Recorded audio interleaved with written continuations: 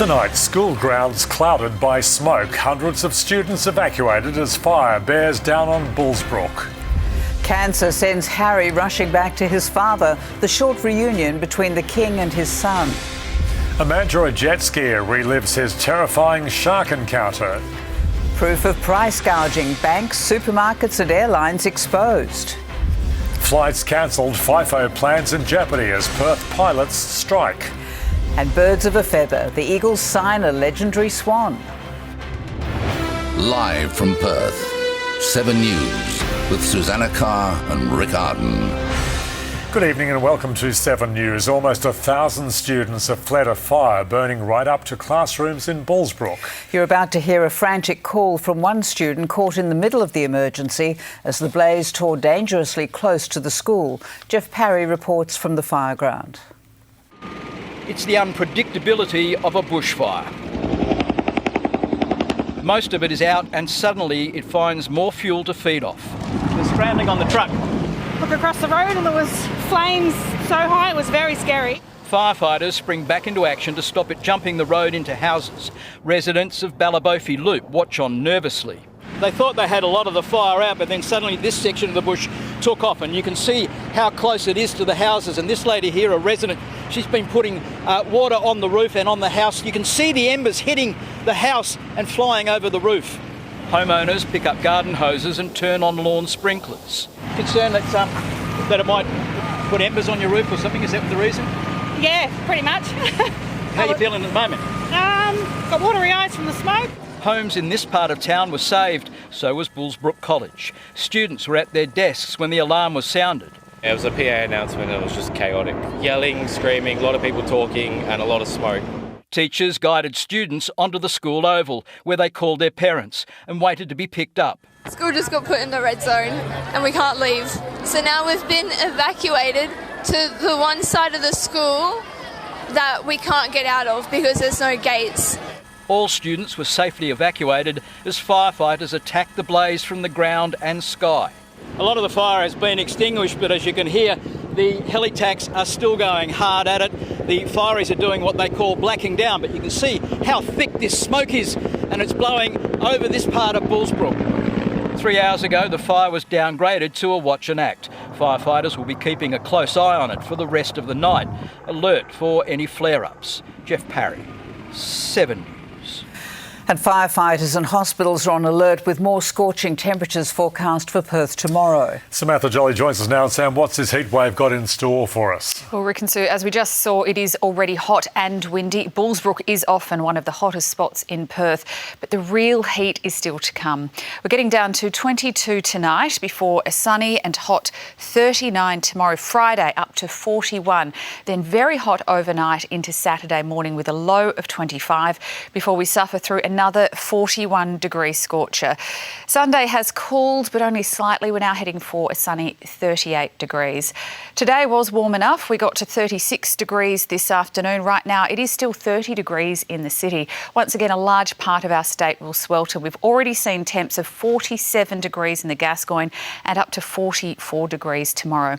We do have a high and a west coast trough that is causing this heat because that trough is going to deepen and linger. So Sue and Rick, some very uncomfortable days and nights ahead.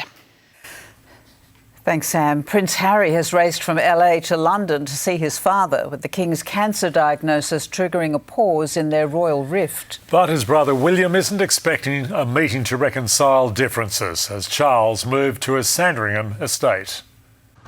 It was the public's first glimpse of the King since his diagnosis, and may well be the last for weeks or months to come.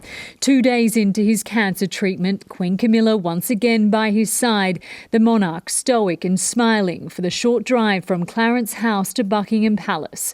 They soon chop it out of London, bound for the countryside, but not before a family reunion. Breaking news, Prince Harry is now back in the UK. Harry heard the news firsthand from his father. Strained, if not estranged from his family, their meeting was a brief one, just 45 minutes. That's an indication of worry, given let's talk about everything that Harry has said about his father's institution. Absolutely. And his father and his brother in books and film and Netflix documentaries recently, and he's coming over that soon. Both William and Harry are among the 5 family members designated to pick up the King's workload if he can't. But for now, Charles will carry on with his constitutional duties, including weekly meetings with the British Prime Minister, who today went further than the palace in speaking about the King's condition. Thankfully, this has been caught early and now everyone will be wishing him that he gets the treatment that he needs and makes a full recovery. It was only 8 short months ago the British public was gathered here to cheer on the King at his coronation. Today they're back with well wishes. And for many, his fight is a deeply personal and all too familiar one. I've got cancer, I'm prostrate, and when he come out with it like that, The King's willingness to share his diagnosis praised by doctors, but for now the rest is staying in-house. Your Royal Highness, how is the King? The royal standard's been lowered at the palace tonight. The King out of sight, but front of mind for many. The King is at Sandringham tonight, and so is our correspondent Ashley Mullaney. Ash, we don't expect to see Charles for a while now, but Prince William will be out today. He will, Sue, and he'll have a busy schedule. Not only will he be picking up some of the work from the King, he'll also be busy caring for wife Catherine, who's still recovering from surgery. Prince Harry won't be stepping in to help. He has, of course, declared that he is no longer a working royal. No plans either for a meeting with his brother William. No sign yet of any sort of reconciliation as their father undergoes outpatient cancer treatment here in Sandringham, with Queen Camilla by his side. Rick?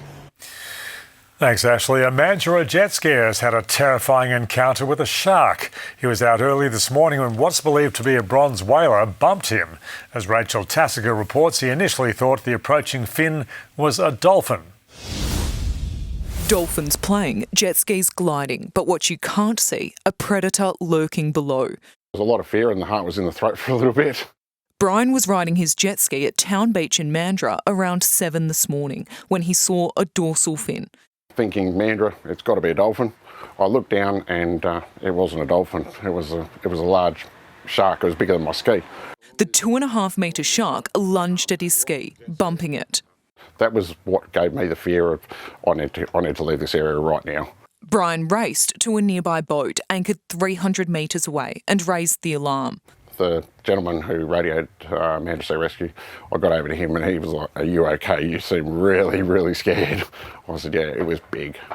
Brian's jet ski could hold important information for researchers. The shark response team will swab it for DNA to determine the species of shark. The Mandurah local is spooked but won't let it change his daily routine.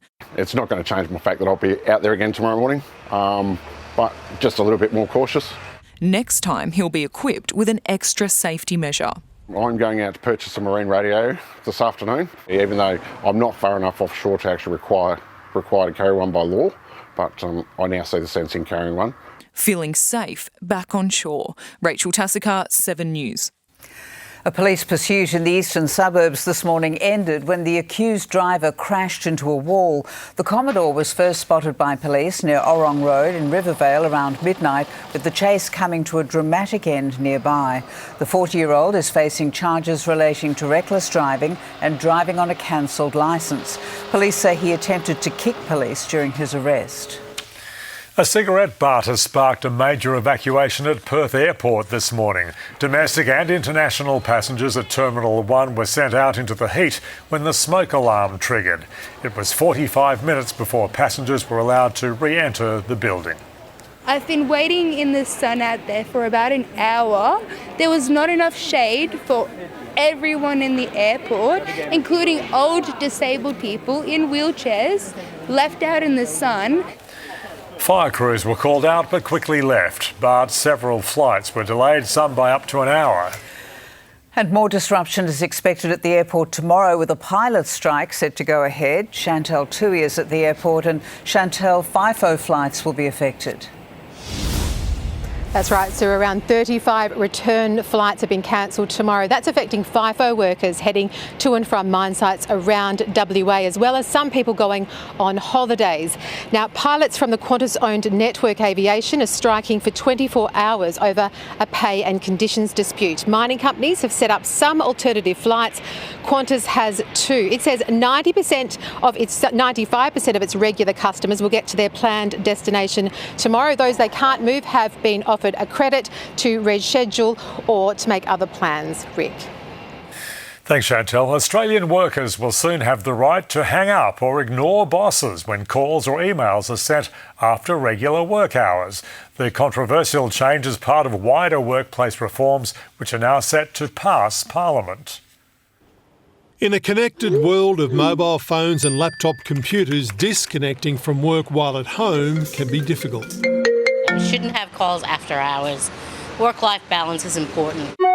I'd want my free time with family and whatever I'm committed to. Today, an agreement with the Greens and the crossbench means the government's legislation will pass, stopping bosses contacting employees after hours, except in exceptional circumstances or when they're officially on call. When you clock off, you'll be able to switch off. In return, the Greens will back the government's broader industrial relations reforms, increasing rights for casual and gig economy workers. With crossbench Senator Lydia Thorpe's backing. I am supporting the bill. So many governments have ignored working class people and the battlers in this country. And the government luring ACT Senator David Pocock's deciding vote. I think there are very legitimate concerns about people getting hassled out of hours. Business and the coalition are fighting the changes. They say they should be made in workplace agreements, not laws. This government just loves making rules. They love making laws, don't they? About things that, in all honesty, should be common sense. Yeah, this is something that should be sorted out at the enterprise to enterprise level. The government has backed away, though, from threats of penalties on bosses who contact workers outside the rules, instead ensuring workers who don't pick up the phone aren't penalised either. Those broader reforms will allow casual workers to more easily convert to full-time jobs if they wish, and will give gig economy workers like Uber drivers and home delivery people a new employee-like status, and that will allow them similar pay and conditions of a regular employee doing the same work. And tonight, the government is celebrating having won David Pocock's casting vote. Sue? Mark, thank you. One of WA's worst serial offenders will walk free from prison next month. The convicted killer and rapist was locked up indefinitely more than 20 years ago, but will soon be released under a supervision order. More than 200 convictions, yet soon to walk free. The Western Australian community has every reason to be anxious. We can't tell you his name. We can tell you that from next month he'll be out of jail after 23 years. Among his crimes, this tragic crash on Boxing Day 1991, which killed pregnant mother Margaret Blurton and her son Shane. Their car struck by a stolen vehicle travelling at 180 kilometres an hour through a red light. It has profound effect on your life. 9 years later, he was convicted of raping a 27-year-old woman in a home invasion. Deemed a high-risk, serious offender, he was jailed indefinitely. But a Supreme Court review has deemed him fit for release under a strict supervision order with 45 conditions, including constant GPS monitoring, regular reporting to police access to his mobile phone, and a curfew. On top of these rules, the man will also have to undergo weekly counselling sessions. The judge today telling court that under the conditions, it's believed he doesn't pose an unacceptable risk to the public. In a statement, the Attorney-General told 7 News it is because of our laws that he has remained behind bars and will continue to be supervised. We've made the regime as tough as is constitutionally possible and the strongest in Australia. Within weeks, he'll be free. He took 3 lives, and you can include his own as a 4th. I hope he has good support networks, and I hope he gets the support he needs. Nick Overall, 7 News. A probe into soaring prices has found Australians are being ripped off by some of our biggest companies. The report points the finger at banks, supermarkets and airlines, calling on the government to take urgent action. The former competition boss tasked with answering the inflation crisis question everyone has asked. Just how much were price rises price gouging? My conclusion is that Australians are paying prices that are too high, too often. Professor Alan Fell's 80-page union-funded report scathing. The impact of inflation has been immense, with many consumers overcharged continuously. The industry attracting the most complaints. Our inquiry was flooded with submissions and concerns about supermarket prices. Dishonourable mentions for energy. The electricity industry is riddled with questionable prices. Health and surgery. They've skyrocketed, in some cases 300%. Banks, a significant lack of competition. Early childhood and care sectors riddled with overcharging. NDIS users massively overcharged for basic needs. Harshly critical of Qantas too, even suggesting the government consider laws to break it up. There is a case for it. Big business has hit back. Coles critical that companies like theirs weren't invited to take part in the inquiry. They called that disappointing. Either way, the report has gone to government, recommending an investigation into exploitative business pricing, a new pricing watchdog, stronger competition laws making it illegal to overcharge, and payments for whistleblowers to dob in dodgy business. It's actual enforcement. That's what's really important. Noting that right now, extreme price gouging isn't even illegal in Australia. Chris Reason, 7 News. WA is looking across the globe for experienced rail workers to operate its expanded MetroNet system. The state government has issued a tender for migration agents to help fast-track skilled migrant visas. It insists this is standard practice. The Armidale Line transformation is on the way. 72 kilometres of track and 23 new stations is the state's biggest public transport investment, but it needs more workers. The Public Transport Authority issuing a tender for migration agents to fill roles in engineering, maintenance, operations and project management, saying the demand for qualified professionals surpasses the current local supply. It's not surprising that they're focusing on India, Singapore and the UK. These are countries with similar education systems, also high language skills in terms of English. And also if you pay attention to the types of countries, they've got really diverse transport systems and very complicated transport systems. The PTA says it often looks overseas for skilled operators. They agree there's a need to recruit additional staff to assist with expansions over the coming 2 years, but says there is no concerns about the ability to fill the required positions. If the state government attracts the rail workers, the next challenge is where they'll live. Perth has the lowest rental vacancy rates in the country. Perth's vacancy rate is sitting at 0.76%. That's a slight improvement on last month. There's a whole range of different countries competing for the same pool of people with skills. They will be looking at what the average rent looks like before they move there, so that it is a factor in their decision making. A barrier in the government's plan to fast-track rail workers. Lucy Murray, 7 News. The bombshell verdict over a mass shooting. Next, a mother is facing jail over her son's gun rampage. 4 classmates gunned down while the shooter's parent has been found guilty. Donald Trump's new legal blow, no immunity for the former president. A deadly explosion rocks a fireworks factory.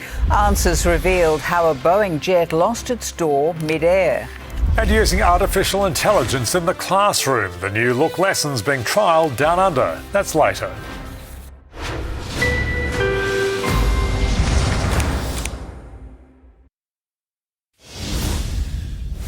Thousands of animals on board the stranded BV Bahija will now be unloaded and quarantined here in WA before being reboarded.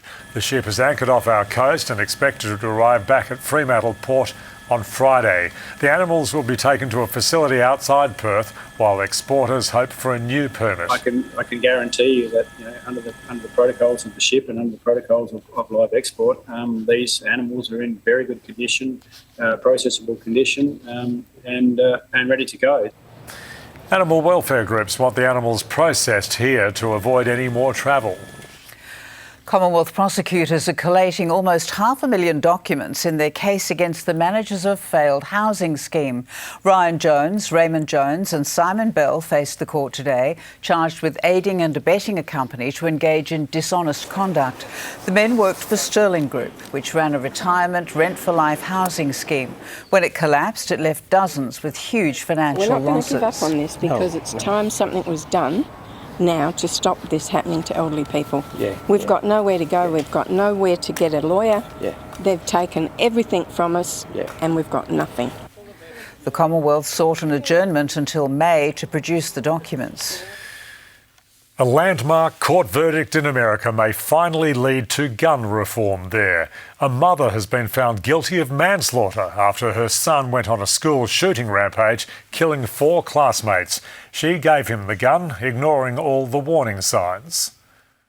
We find the defendant guilty of involuntary manslaughter. Criminally responsible for the crimes of her son, Michigan mother Jennifer Crumley guilty in a landmark ruling. It's definitely a step toward accountability. Ethan Crumley gunned down 4 students at a US school 3 years ago. Today, his mum was found grossly negligent for giving the 15-year-old a gun and for failing to act on advice that he receive immediate mental health treatment. She negligently did not take steps to take care and protect the other children in that school. The bombshell ruling has reshaped how America determines responsibility for mass shootings. This is trailblazer of a case, and it could have repercussions in the criminal law across the country. Defence had argued Ethan's father was to blame for not securing the weapon, while his school, it was claimed, didn't alert Crumley to behavioural problems. This, they say, was a mother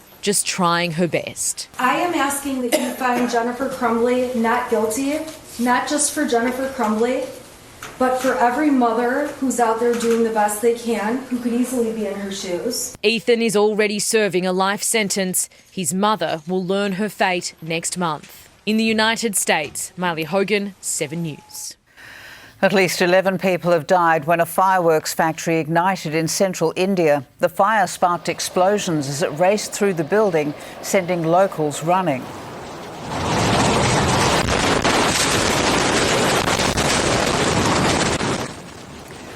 Around 150 people were also injured. Rescue teams searched the debris for anyone who might be trapped. The cause of the fire is not yet known, but the region is notorious for unsafe makeshift fireworks factories. Donald Trump could soon face one of the most sensational criminal trials America has ever seen. A federal court has now ruled he does not have immunity as he fights charges he tried to overturn the 2020 election result. Still clutching at the privilege he enjoyed as a one-term resident of the White House, Donald Trump's dream of lifelong presidential immunity today shredded by a US appeals court. We cannot accept that the office of the presidency places its former occupants above the law for all time thereafter. USA! USA! It means Trump, to the annoyance of supporters, will now have to answer at trial for his attempts to overturn the 2020 election. And we call it lawfare, and I think there's no other way to describe it. The blistering 57-page judgment was unanimous, ruling former President Trump has become Citizen Trump with all the defences of any other criminal defendant, adding that giving him immunity would collapse our system of separated powers. Collapse our system of separated powers. So that's a sense of the tenor of this decision. Online, Trump fumed a president needed full immunity in order to properly function. A nation-destroying ruling like this cannot be allowed to stand. If the Supreme Court does ultimately decide to take this case on, timing will be critical. Running to take back the White House, the former president's diary is already quickly filling up with campaign stops and courtroom appearances. In the United States, David Woywood, 7 News. Australians lose $3 billion to scammers every year. Now the banks have been told they could have to pay for the losses. Next, advocates take their campaign to Canberra, demanding change. The first alleged victim takes to the stand in the Scarborough sex assault trial. The blank space creating concern ahead of Taylor Swift's Eras tour. Plus, the classrooms embracing ChatGPT, what it means for learning. That's later. The first alleged victim of Como restaurateur Alberto Nicoletti has taken the stand in his sex assault trial. Today, she told the jury the 32-year-old pinned her to a wall as he allegedly attacked her. He denies the charges.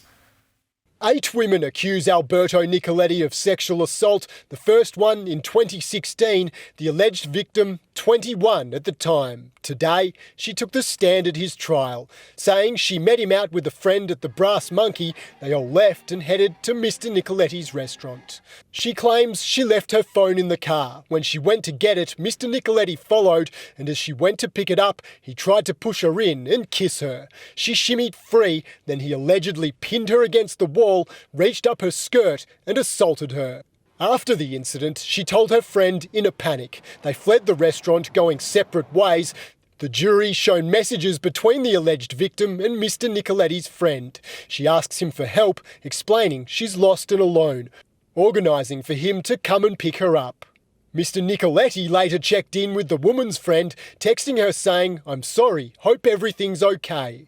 Defence lawyers claim the pair shared a consensual kiss. The woman who told her story today gave up on pursuing charges back in 2016, saying she was traumatised and just wanted to get on with her life. But when police went public about the alleged Scarborough rape back in 2021, that changed. She saw security vision officers released and contacted Crime Stoppers. Rory Campbell, 7 News. The federal government is considering new anti-scam rules, with Australians now losing billions of dollars to scammers each year. It would place extra responsibility on banks and telcos to protect customers and could even force them to pay compensation. Between them, they've lost a small fortune to scammers, and they've come to Canberra looking for help. It's just so wrong that the banks can just brush us off. Pushing the government to adopt UK-style regulations, forcing banks to compensate scam victims. The banks made us feel like the criminals. Kim Sawyer was conned out of $2.5 million in a complex investment fraud. We put money in a bank rather than under the bed because we think it's going to be secure. We expect the banks to protect us. Australians lose $3 billion to scammers every year. Most never see that money again. The emotional impact is just massive. Advocates argue making banks liable for their customers' losses is the incentive they need to do more to detect and prevent fraud. The banks need to be on the hook. But the banks warn refunding victims risks creating complacency among their customers, turning Australia into a honeypot for international crime gangs. We don't want that here in Australia. What we want is to stop the scams at the source. The Minister agrees, but says banks, telcos and social media platforms should be held responsible when they're at fault, preparing to roll out a new code which will include some liability for losses. There'll be clear obligations as well, and if they don't meet the obligation, then yeah, they're on the hook. Rob Scott, 7 News. 31 people held in Gaza have now been killed, according to Israel. That's a fifth of the hostages taken captive in the October 7 attacks. Hamas has now responded to the latest proposal of a ceasefire and the release of remaining hostages during the US Secretary of State Antony Blinken's visit to the Middle East. We're reviewing that response now, and I'll be discussing it with the government of Israel tomorrow. At the same time, the leader of Yemen's Houthi rebels warned they'd escalate attacks in the Red Sea if Israel's operation in Gaza continues. It's been revealed 4 key bolts were missing from the door panel that blew off a Boeing jet last month. Investigators have released their preliminary report into the mid-air blowout on an Alaska Airlines flight, showing the door was likely never properly secured due to the missing parts. Boeing says it will continue to cooperate fully and transparently with the investigation. It's still more than a week until Taylor Swift touches down here in Australia, but her fans are ready for it. While she's not playing in Perth, plenty of Swifties are expecting to fly east. But the MCG is warning fans without tickets to stay away. For now, it's a blank space, but there are concerns Yarra Park will be filled with ticketless Swifties. That's what people say! The MCC says it won't tolerate scenes like this. The Taylor-gating craze following Swift concerts across the US. There will be no activations in Yarra Park or screens showing the concert live. Alcohol is banned along with marquees, tents and barbecues. Arrangements are being put in place to ensure that for people who are going to the concert can move in and out of the MCG in a safe way. Welcome to the Eras Tour. Gates open at 4:30 p.m. for each of her 3 Melbourne shows, but all seats are allocated. See you there. Scammers are preying on desperate fans. Victoria Police has had more than 250 reports of ticket scams for the Eras Tour alone. They say it's already cost fans more than $260,000. Taylor Swift's fan base doesn't have any age limits. 20 lucky residents from Ryman Healthcare here in Burwood East, between 70 and 95 years old, are heading along to the concert with their grandchildren. My granddaughter Emma is 16 years of age, so absolutely ideal. Melina Saris, 7 News. And still to come, back to basics. The new research that reveals books are best. Why screen time learning doesn't always stick. That's next. Where you can bag a designer bargain with a checkered past. After sport tonight, safe artificial intelligence, the unexpected place you'll be seeing it used next. And coming up in sport, the Eagles swoop on a big-name recruit. Plus, the latest from the track at Freo and a new job for Ricky Ponting. How to lose weight and live longer. The diet craze backed by health experts with scientifically proven results. Plus, save $20 a month on your phone plan for the same amount of data. How to make the change instantly and save. Start with Sunrise tomorrow morning on 7 and 7 Plus. Now, Fuel Watch. Perth's petrol prices brought to you by Fuel Watch and 7 News.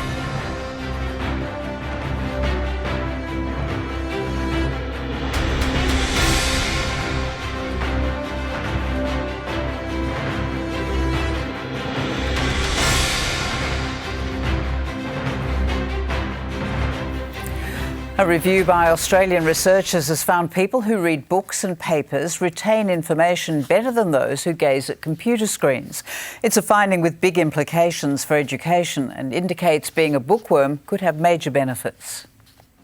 Hitting the books was once the time-honoured method of study. Nowadays, students are e-learning. There are students who are on interactive whiteboards. There's one laptop per child programs in a lot of our schools. But a new review claims screen time could be wasted time. Something called the screen inferiority effect, which suggests that comprehension is impaired when you read on a digital-based media. And it gets worse for some. Someone who has slightly less skilled reading ability, or for someone who's really under time pressure. Researchers believe common screen struggles like eye strain, brightness and contrast issues could contribute, as well as electronic distractions like notifications, adverts, pop-ups, links and in-screen video. They disrupt your comprehension. The skill of being able to read also includes the skill of being able to focus and sustain attention. Books are fantastic for that. But even when we do choose to read the old-fashioned way, it's believed our concentration and comprehension isn't what it's used to be.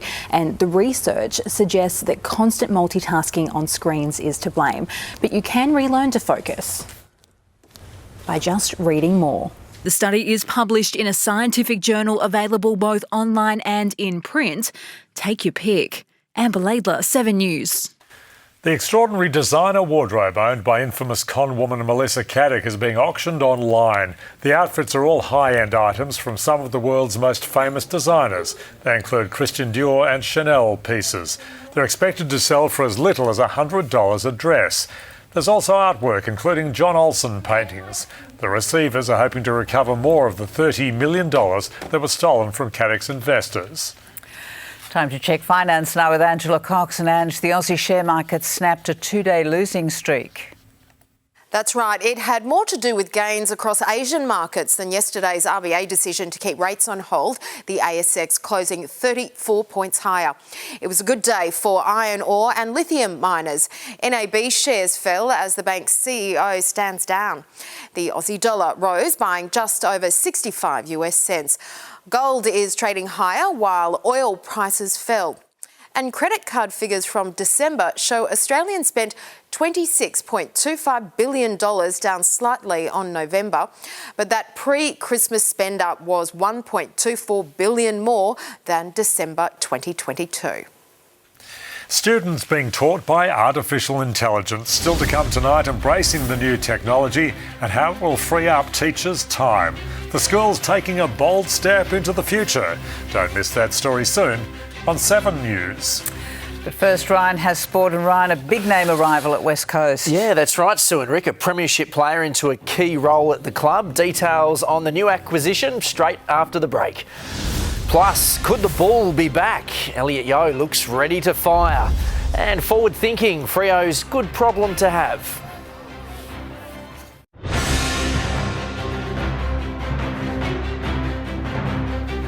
The West Coast Eagles continue to reshape their on and off-field departments today. Another key signing, adding a former Sydney Swans champion.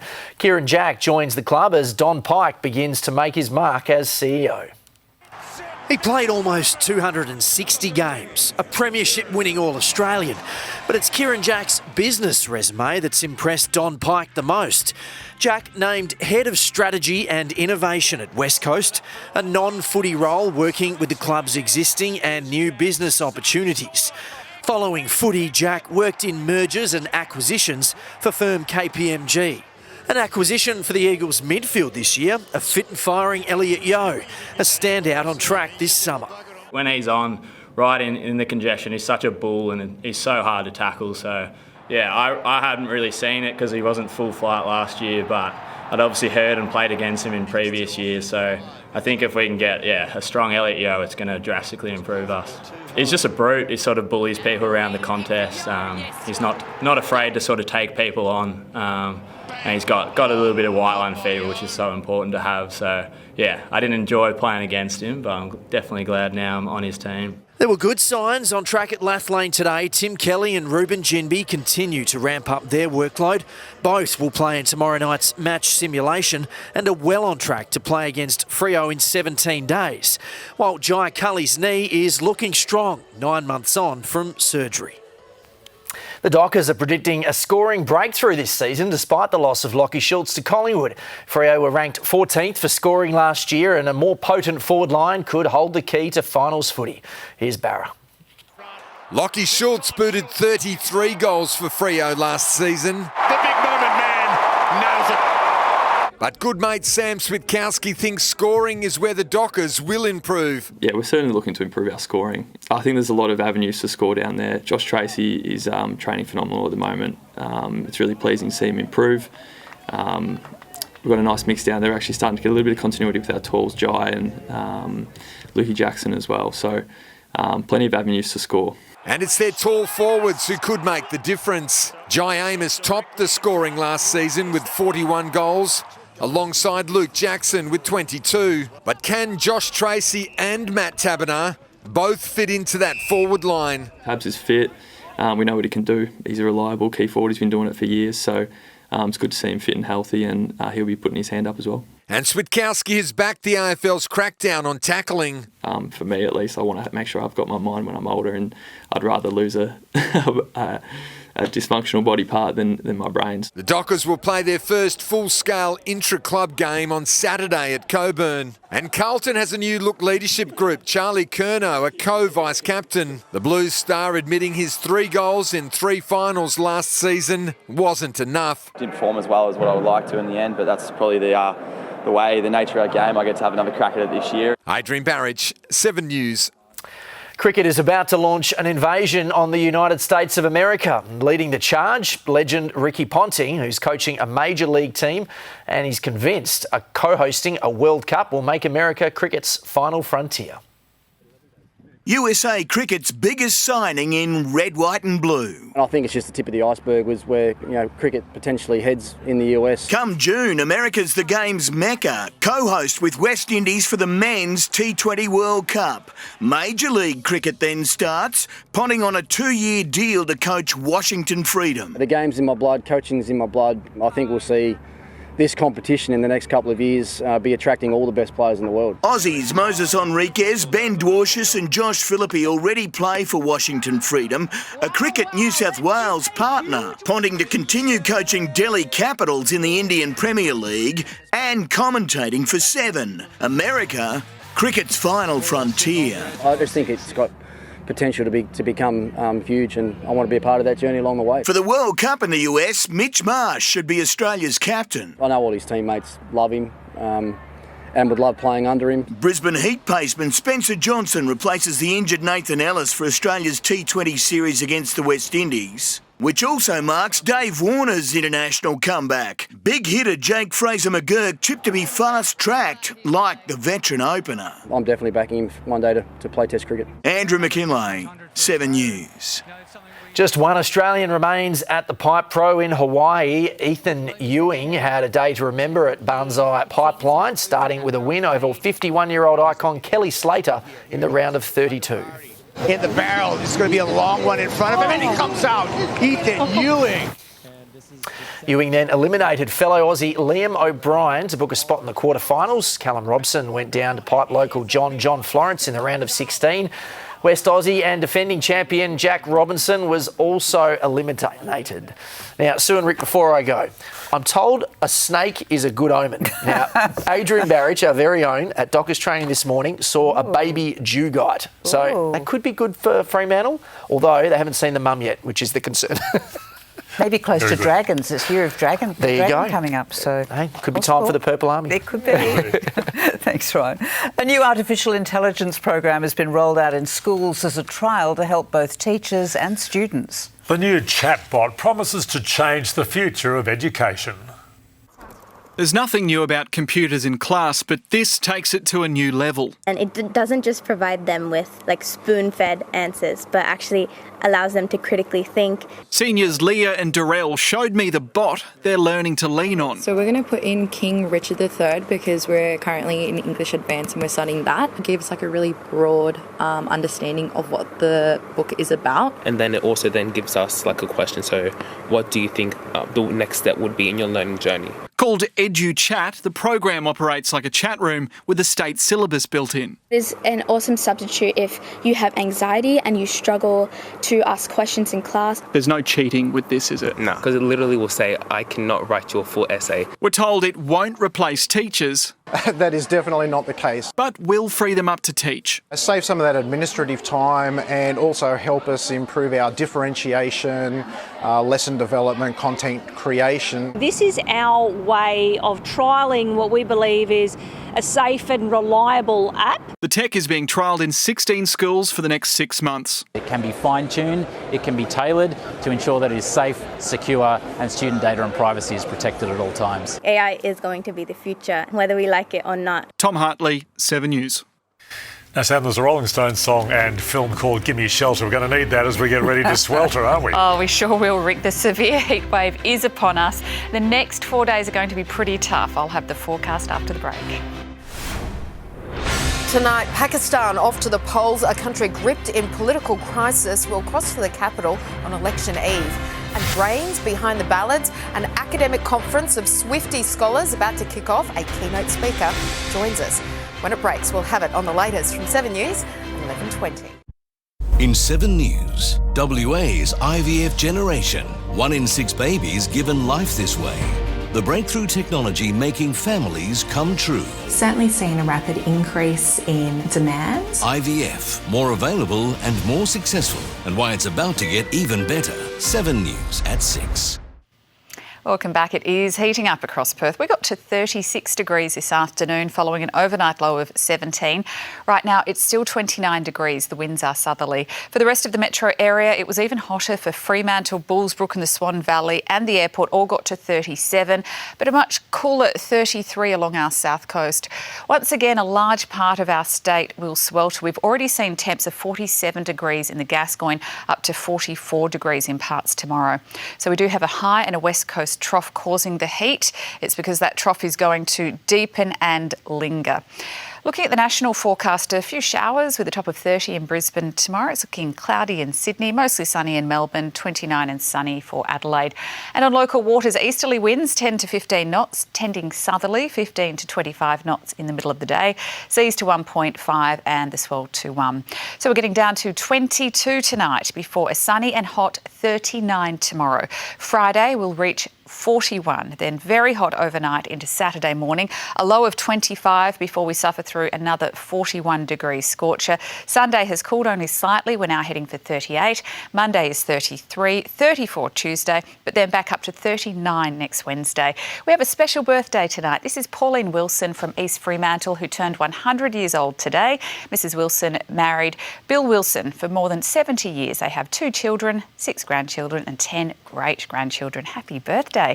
Now for tonight's winning lotto numbers, they are 11, 15, 23, 45, 14, 19. The sups are 32 and 4. That's 11, 15, 23, 45, 14, 19. And the supplementary numbers are 32 and 4. Sue and Rick.